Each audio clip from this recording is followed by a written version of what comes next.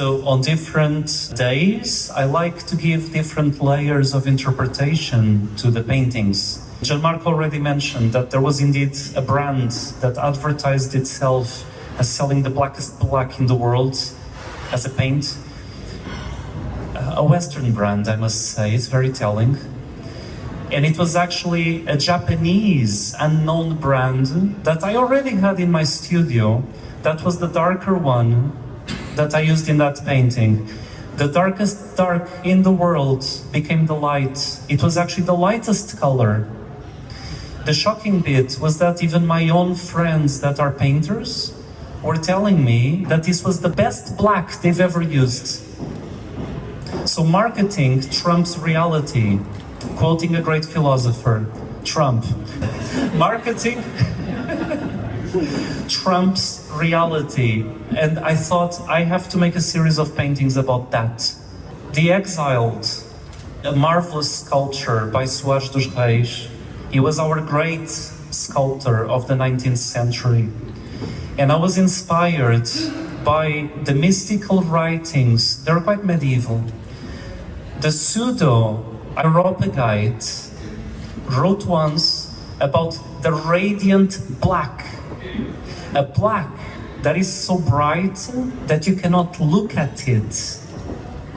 The contradiction, huh? A black that is so bright that you cannot look at it. Now, we live in a time where nobody understands metaphors. So let me do a little bit of an explanation. If you looked at the sun itself, you would go blind relatively quickly. If you looked at a light that is infinitely bright, you would have seen pure black, because you would have been blinded. So pure blackness could come from infinite light.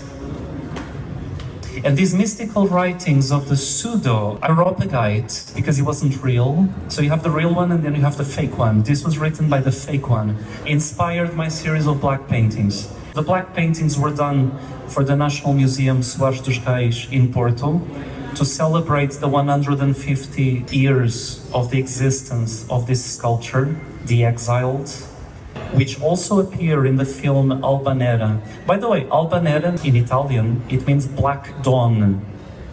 It was mostly filmed at the Batalha Monastery. I would like to ask first the people that have not seen the paintings to turn on the flashlight of their mobile phones, the torch, touch it to your nose, but with the light pointing out.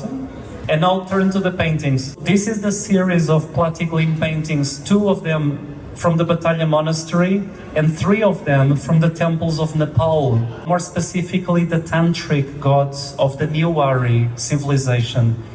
They were all painted at night, looking directly at the holy sites. Both of them are UNESCO World Heritage Sites. And you can bring on your own interpretation of why I'm choosing to paint these subject matters during the 21st century.